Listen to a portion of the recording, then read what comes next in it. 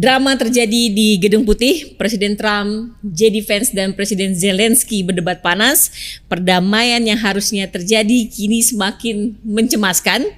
Namun kita lihat dulu nih, mereka berdebat panas di Oval Office. Even you, but you have nice ocean and don't feel now, but you will feel it in the future. God bless. You don't know that. God bless. God bless. You will not have a war. Don't tell us what we're going to feel. We're trying to solve a problem. Don't tell us what we're going to feel. I'm not telling you. Because you're in no position to dictate that. Remember this. You're in no position to dictate what we're going to feel. We're going to feel very good. Feel influence. We're going to feel very good and very strong. You will feel influence. You're right now not in a very good position. You've allowed yourself to be in a very bad position, and he happens to be right about it. From the very beginning of the war, you're not in a good position. You don't have the cards right now. With us, you start having cards. But right now, you don't. You're playing cards. You're playing cards. You're gambling with the lives of millions of people. You're gambling with World War III. Pertemuan ini ternyata bukan ajang diplomasi yang hangat, melainkan panggung drama tanpa kesepakatan. Bang Jelly, gimana ini? Ada apa? Peristiwa paling unik dalam sejarah perundingan dunia. Nah, karena semua mata kan memandang Gedung Putih kemarin, apalagi di Eropa yang berkepentingan dengan penyelesaian Ukraina dan Rusia. Tetapi apa yang dia inginkan sebagai sebuah klimaks perdamaian itu menjadi anti klimaks, di mana para pemimpin dunia yang harusnya menjadi statesman, dalam sejarah ada Kongres Ovina, ada Perjanjian Versailles, macam-macam. Ini baru pertama kali terjadi proses negosiasi perdamaian yang dilakukan di depan wartawan. Begitu banyak yang bertanya kayak sebuah simposium. Betul. Nah, sayang sekali, tetapi ini peristiwa unik yang barangkali belum ada bandingannya dalam proses. Ini kan kita bisa belajar diplomasi dunia dari Henry Kissinger. Semua orang yang belajar tentang geopolitik dan diplomasi, persaingan perdamaian, perang dan damai, ya, itu harus membaca Kissinger diplomasi. Tetapi memang dia bilang Kissinger bahwa diplomasi yang baik itu selalu di belakang pintu. Ya, karena kan ini mempertemukan kepentingan. Ya, harus kadang marah, kadang apa, tapi kan jangan dilihat orang dulu, nanti hasilnya baru kita beritahu pada orang banyak. Tapi ini kan di Gedung Putih. Gedung Putih langsung di Gedung Putih langsung banyak di depan banyak wartawan. Mestinya itu seperti kan sebelumnya ada Presiden Macron datang, Keir Starmer kemudian datang, Perdana aman-aman Menteri aja Inggris, itu Keir Starmer, bukan cuma aman, itu bagus banget. Ini kayak prelude to climax, gitu. Klimaksnya ya Zelensky datang ke Oval Office kan, karena kan Putin sudah ditelepon oleh Presiden Trump. Seluruh dunia kan menunggu ini, karena ini kan satu momen baru, karena pemilu memiliki konsekuensi kan, pemilu Amerika. Kalau Biden kan 3 tahun ya stalemate, nggak bisa bikin apa-apa gitu, nggak ada inisiatif baru. Trump ternyata setelah menang mau breakthrough, dan bisa, mestinya kemarin itu sudah taken gitu loh. Kalau tidak ada keanehan tadi, nanti kita ceritakan siapa yang salah, siapa yang benar. Bagaimana momen kejadian tadi, apa yang terjadi pada, sebenarnya kan itu hampir sejam. Baru menit ke-40 kan baru rusak suasana. Belum rusak suasana. Ya kan, menit ke-40 loh. Menit 1 sampai 40 bagus banget menurut saya. Nah, pada esensinya kan sebenarnya Trump ini bisa melakukan breakthrough. Dia I'm a negotiator, I'm born negotiator gitu loh. Dan benar, pada saat Macron datang, hubungan Amerika Eropa Pax Americana yang agak retak dikit diperbaikin. Betul. Keir Starmer datang, retak-retak dikit diperbaiki. Ini prelude. Dikasih undangan dari Raja Charles. Itu seni diplomasi. Ini yang tidak dilakukan oleh Zelensky kemarin. Kan kalau Macron ini diplomasi di Oval Office di hadapan seluruh dunia kan, karena itu kan live. Bukan cuma di Amerika, di Eropa juga live. Di Rusia Putin pasti gak tidur tuh nungguin. Ini apa yang ngomongannya Trump dengan Zelensky. Nah, intinya adalah Trump kan is the only person now in the world yang bisa menjadi mediator yang cukup kuat. Perdamaian itu kalau nggak ada kekuatan sebagai backup kan nggak bisa. Peace through strength, jangan lupa. Jadi mestinya ini kan Macron menyadari, Keir Starmer dari Inggris menyadari, makanya kan dia datang ke White House, ya berturut-turut nih Macron memuji Trump, Mr. President, sama-sama presiden nih, we have long history together, Lafayette gitu kan, Patung Liberty. Keir Starmer lebih dramatik lagi, dia datang duduk di Oval Office di tengah begitu banyak kamera, dia keluarin, Mr. President, a letter from the King, His Majesty, mengundang Anda sebagai Presiden Amerika untuk kedua kalinya state visit ke Inggris, disambut oleh Raja. Dan dia bilang, Keir Starmer nih, never before in our history, 2 state visit dari orang yang sama. Dia muji Trump setinggi langit. Dalam diplomasi itu. Apa ruginya muji orang? Yang penting you achieve your objective kan, perdamaian. Nah, Trump memang banyak kelemahannya. Kelemahannya terbesar nggak bisa dipuji. Begitu dipuji dia bilang yes, we are your friend. Nah, apa yang terjadi dan Zelensky itu yang tidak dilakukan Zelensky. Padahal Zelensky kan ini aktor. Betul. Dia kan komedian. Panggung diplomasi ini dia harus berubah jadi dari pimpinan perang di Ukraina, dia harus berubah begitu tiba di White House, di Oval Office, di conference room itu dia harus menjadi diplomat, in chief of Ukraine. Dia harus menjadi statesman, sama dengan yang digambarkan oleh Henry Kissinger. Mestinya pada menit ke-40, ini kan dramanya mulai di menit 40. Kan semuanya sudah bagus, bahkan Trump yang bilang, kan dia pernah bilang beberapa minggu yang lalu Zelensky diktator. Dia bilang he's a good man, our friend. Waktu dengan Macron dengan Keir Starmer. Saya pernah bilang gitu. Emang saya pernah bilang gitu? Dia bilang kan, did I ever say that? Itu kan. Kemudian waktu sama Keir Starmer dia malah bilang Ukraine, Zelensky is a good man. He was very brave fighting for his people. Dia puji kok. Dia kan pedagang, dia objektifnya gitu loh. Nah, si Zelensky datang, Mel, tetapi dia tidak bisa mengubah peran menjadi diplomat in chief. Dia masih mau mengatakan kepada semua orang di depan dia, di depan Trump, yang salah itu Putin, agresor itu Putin. Kita ini ditindas, kita menderita. Kita tahu kok sebenarnya justru itu kita mau damai. Pertanyaannya kamu nggak bisa damai kalau nggak ada strength di belakang kamu. Dan satu-satunya yang bisa strength itu, the power itu ya Amerika yang dihargai oleh Rusia.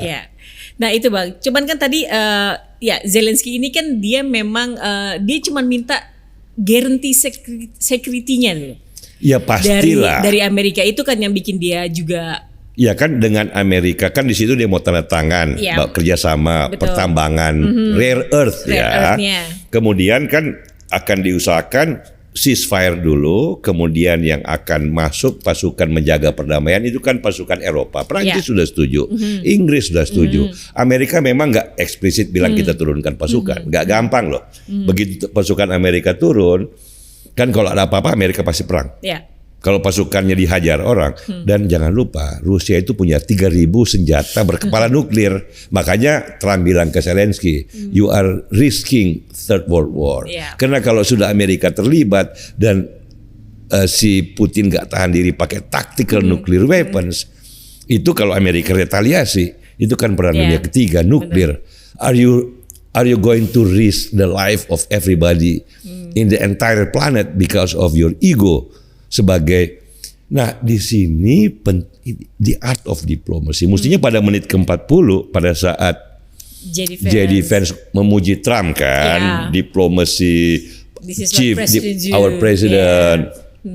Mestinya Zelensky itu kayak Macron sama Keir Starmer. Hebat, gitu. Hebat, Mr. President, you are diplomat in chief. Apa ruginya muji orang dia tuan rumah? Dia juga minta tolong kan? Dan de facto yang sudah menolong Ukraina selama ini paling besar ya Amerika Serikat. Yang ditakuti Rusia ya cuma Amerika Serikat. Yang ditakuti Cina ya cuma Amerika Serikat. Kalau tidak ada Amerika Serikat, deterrence faktornya, backstopnya dalam bahasa diplomat Eropa sekarang, nggak bisa. Sehingga Zelensky itu harus datang ke White House dalam psikologi, mau membujuk, merayu orang yang sudah mau loh ini, tinggal teken-teken dikit soal perjanjian mineral. Malah dia menggurui, malah dia sama di defense konfrontasi kan, Mr. Vice President. What do you mean by diplomacy? Kayak dia mau mengatakan lagi kita ini yang ditindas, Putin agresor. Of course we know that. Justru itu kita mau bantu lo selesaikan persoalan lo. Nah ini kira-kira. Jadi esensinya di situ adalah bahwa tidak ada peralihan peran pimpinan perang dari Zelensky menjadi diplomat in chief. Karena itu ngajak debat tuan rumah satu-satunya yang bisa membantu dia. Sekarang kan masalahnya lo itu apa? Trump jadi marah kan, dia usir kan. Ntar kalau kamu udah siap mau perdamaian, datang lagi deh. Walaupun waktu itu Zelensky minta kita berunding lagi dong. Trump bilang nggak, pulang aja dulu ya. Ntar kalau lu siap. Nah, yang rugi siapa? Ya, benar. Pertanyaannya yang paling rugi siapa? Ukraina sendiri kan. Gitu loh. Semua orang sadar, Eropa pun sadar. Hanya Amerika yang dihargai cukup oleh Putin dan Xi Jinping untuk bisa jadi deterrence factor yang memaksakan kalian berdua. Ini kan realitas, ya kan? 20% teritorial. Tapi kan nggak bisa. Jadi pilihannya apa? Zelensky bisa menaklukkan Putin, silahkan aja. Tapi kan nggak bisa. Jadi pilihannya apa? Mau ngajak Eropa. Selama ini Eropa bagaimana? Sebenarnya Macron datang, Steinmeier kan datang mau mengatakan, Mr. President kepada Trump, don't leave us alone, gitu loh. Dan Trump bilang, of course I will not leave you alone. Dia eksplisit, Article 5, I respect. Artinya kalau lu ada apa-apa, gua pasti ikut bantuin lu. Itu Article 5. Sudah begitu, Zelensky mungkin karena dia nggak punya, mungkin karena dia belum baca bukunya Henry Kissinger, dia datang dengan psikologi masih mau meyakinkan orang bahwa yang salah itu Putin. Kan kalau sudah perdamaian bukan lagi soal salah benar, ya soal reality on the ground. Kita pertama-tama jangan lagi terjadi pembunuhan di kedua belah pihak oleh perang yang berlarut-larut. Itu satu. Kemudian bagaimana winning the peace. Ya kan, setelah ada perdamaian kita membangun kembali Ukraina, kita membangun kembali daerah yang hancur, kemudian membangun hubungan yang baik dengan Putin. Memang ada pertanyaan, ada yang jamin Putin nggak nyerang lagi? Itu dia, itu kan pertanyaan besarnya Zelensky itu. Ya kalau nggak Amerika terus yang bisa jamin siapa? Apa Jerman? Selama ini kan Jerman pelit banget, ngomongnya doang. Iya kan, mau bantu bisanya apa? Dia sendiri biaya pertahanannya segitu minim. Nah itu problematik dari real politik. Oke, Bang Jerry. So what's next nih untuk Zelensky? Apakah dia di kesempatan emas sudah lewat nih buat kesempatan emas pertama ya? Emas pertama udah lewat. Apakah mungkin ada kesempatan lagi diberikan Trump? Atau mungkin dia bisa rely full penuh ke Eropa atau gimana? Gimana ya nasib Ukraina, nasib Zelensky selanjutnya? Ya makanya kita kan ingin perdamaian supaya ini kan mempengaruhi suasana global lah ya. Karena di situ kan Rusia, Cina bisa terlibat. Trump bilang ini you are risking third world war. Kalau dia cuma menggalakkan Eropa kan bukan apa-apa, kan ini kan kalau perang dan damai itu real politics, itu kekuatan itu. Civis pacem para bellum. Betul, Flavius bilang. Yes, the strong will do what they can. Itu sih Didis bilang. The weak must suffer, will suffer what they must. Kalau cuma Eropa nggak cukup kuat untuk menghadapi Rusia dengan 3.000 kepala nuklir, dengan kegilaan quote and quote dari Putin, kenekatan Putin. Kan sudah terbukti juga gitu loh. Minta tolongnya ke Biden kan, selama ini yang juga nggak berhasil gitu. Dan dalam momen kritis memang Eropa kan diselamatkan oleh Amerika. sudah ditaklukkan Hitler. Hitler mau menyerang Jerman waktu itu kuat-kuatnya mau menyerang Soviet Union, Rusia, nggak bisa juga. Sebelum Hitler ada Napoleon, Prancis, waktu Bonaparte mendominasi Eropa, nyerang Rusia nggak bisa juga. Kalahnya sama Winter Russia gitu, Russian winter. Winter is coming from Russia. Jadi nggak realistis kalau berharap hanya dengan Eropa, Ukraina bisa. NATO itu garantornya Amerika, North Atlantic. Ini kalau cuma Eropa aja, memang Prancis punya senjata nuklir, Inggris punya senjata nuklir, ya. Tetapi mereka tidak akan ke sana bisa risking ini tanpa backup dari Amerika Serikat. Itu backstop istilah mereka sekarang. Jadi mau tidak mau Zelensky dan pimpinan Eropa, terutama yang Jerman yang baru nih, yang agak kemarin ngambek-ngambek sama J.D. Vance juga gitu, Merz. They have to come to their senses. Ya, strategic thinkingnya harus jalan menjadi diplomasi. Diplomasi butuh kekuatan, dan kekuatan cuma bisa diberikan oleh Amerika dalam berhadapan dengan Rusia atau Cina, atau Rusia dan Cina sekaligus.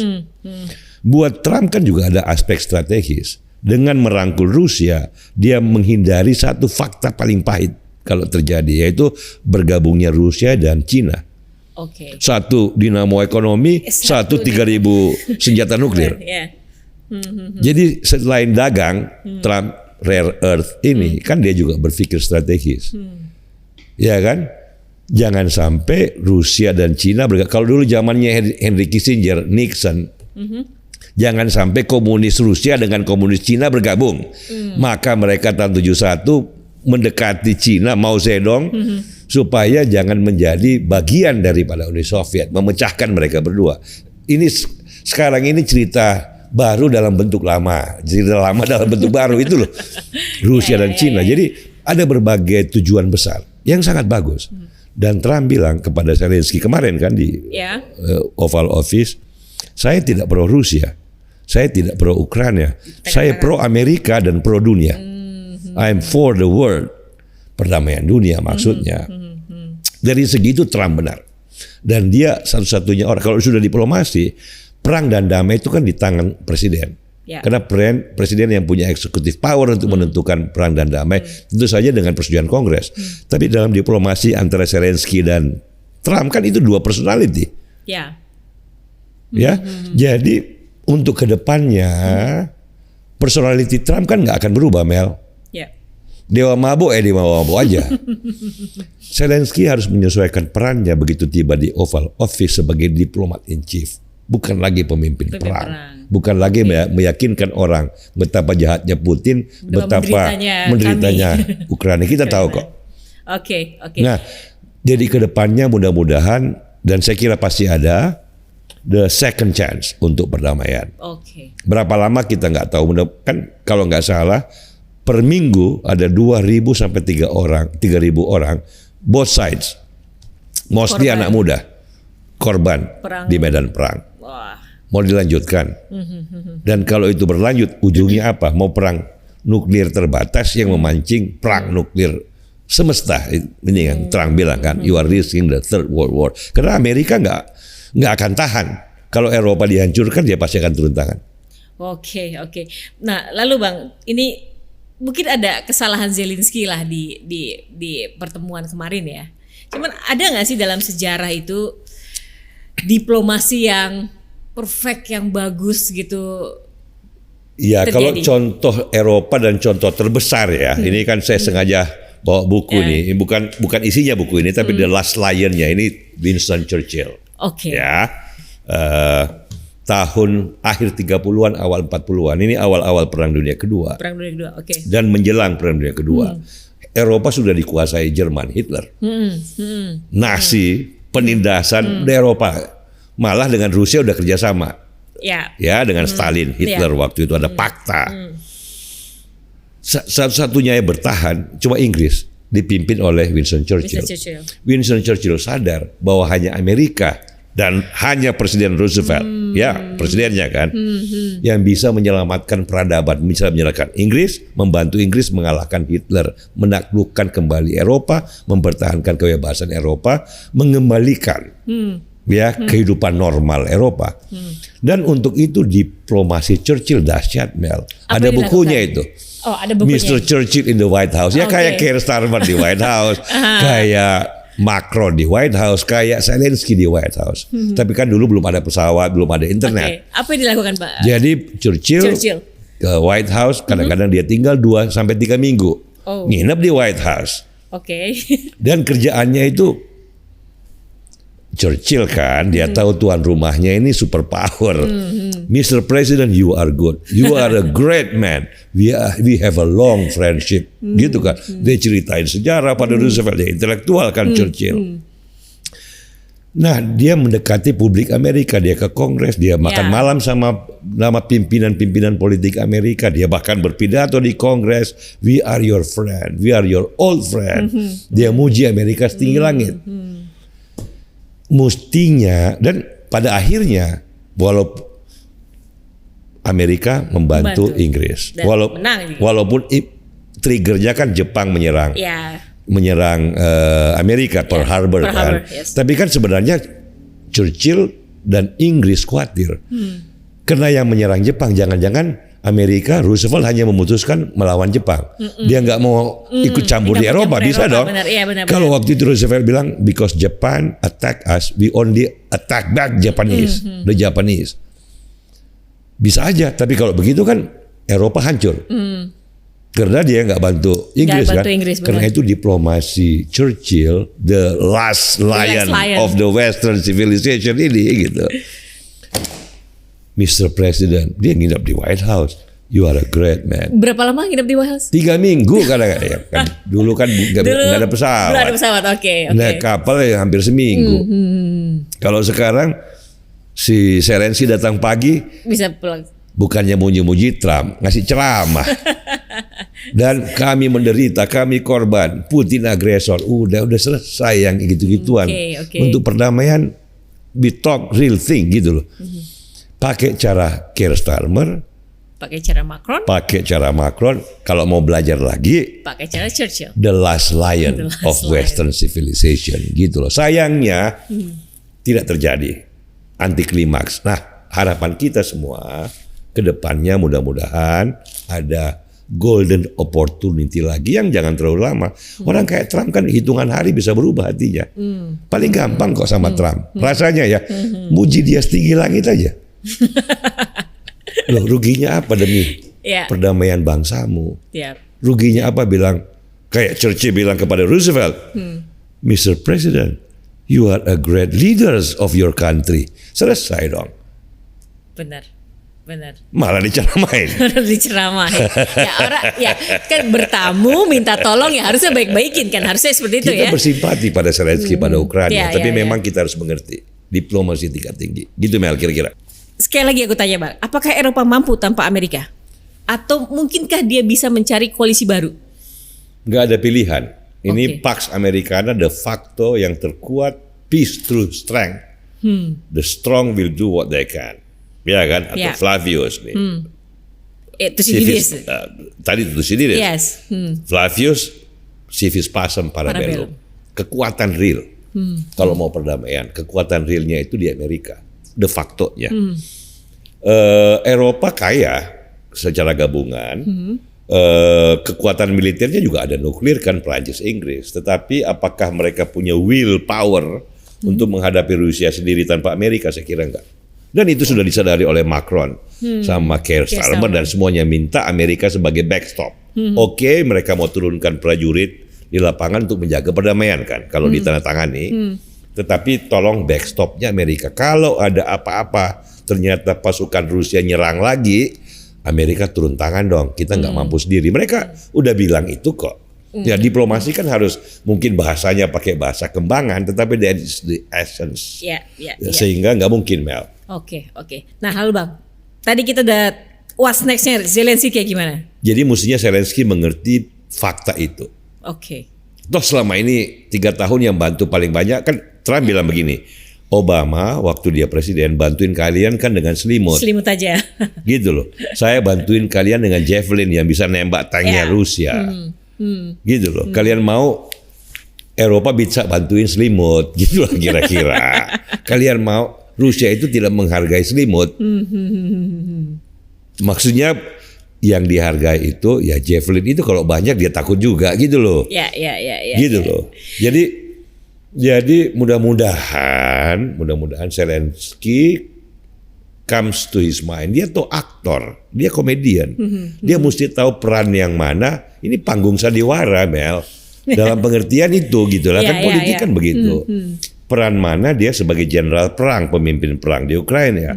Kalau dia datang ke Washington, dia harus menjadi chief diplomat. Diplomat itu pakai baju juga ya harus pakai yang pantas-pantas, jangan baju perang. Kan dia kayak Yasser Arafat dulu pakai baju perang dulu gitu. Benar. Ini secara psikologis membuat dia tidak bisa berubah frame of mind. Diplomacy and war. Berhubungan. Tetapi kan dua sisi lain yang harus berbeda cara melakukannya gitu. Oke, Bang. Lanjut lagi ini. Ini kan Trump juga agak-agak dewa mabuk ya. Ya. Apakah ada kemungkinan udahlah Zelensky kayak gini, we go to Rusia, we go with Putin aja deh, gitu. Memang ada yang takutkan begitu kan, karena the affinity of two strong men. Ini kan sama-sama orang ya nekat-nekatan, gak jelas gitu, unpredictable. Enggak saya kira, karena publik Amerika kan, jangan lupa, Trump itu kan mewakili satu ekosistem besar di mana fondasinya free speech, absolutis, Elon Musk. Orang-orang Amerika kebebasan, demokrasi itu kan secara natural. Saya pernah ke Moskow tahun lalu ke Moskow. Saya tahu Moskow juga masyarakatnya sama kita lah, sama semua masyarakat. Pengen damai, pengen belanja, pengen tenang hidupnya gitu. Memang sejarahnya beda dengan sejarah Eropa. Ini kan kita harus mengerti panjang ini sejarah Rusia. Tetapi tidak ada salahnya Trump berbicara dengan Putin, gitu loh. Salahnya Biden kan dia nggak pernah membangun hubungan dengan Putin. Wong kalau mau damai kok nggak mau ngomong kan? Ya alternatifnya kan cuma perang. Dengan ngomong, dengan bicara, makanya Trump bilang, of course I have to talk with Putin. I did talk to him. Ya kalau nggak gitu, kalian mau saya kirim senjata perang-perangan gitu loh dengan orang-orang kayak gini? No, we talk. Nah, itu esensinya Mel. Kalau mau damai. Dan saya kira kita semua berharap. Saya kira cepat kok kalau Zelensky bisa berubah pikiran. Karena pasti pemimpin Eropa nggak akan itu ngomongnya aja sih mengambek si Merz itu. We have to be independent. Come on gitu loh. Kamu biaya militermu aja nggak mau gitu, apalagi mau kayak nggak realistis. Kan setiap zaman ada tokohnya, setiap tokoh ada zamannya. Tokohnya sekarang itu ya Trump dan Amerika, Putin dan Rusia, Xi Jinping dan Cina gitu loh. Itu yang terkuat. Melawan fakta itu kan melawan realitas. Kalau melawan realitas, ya alternatifnya kan perang aja. Ya coba aja kata si Trump. Lo lawan aja Rusia. Misalnya Zelensky. Gitu kan. Dia bilang kan you have no cards. You only have cards if you join with America. And that is the truth. Memang gak enak ngomongnya. Tapi faktanya begitu. Nah, menyusun perdamaian kan dari fakta. Dari realitas. Bukan dari mimpi dan ceramah-ceramah moral. Kira-kira kayak gitulah. Oke, kalau gitu terima kasih Bang Celi. Baik, terima kasih. Demikianlah Top News Freedom Institute. Sampai jumpa.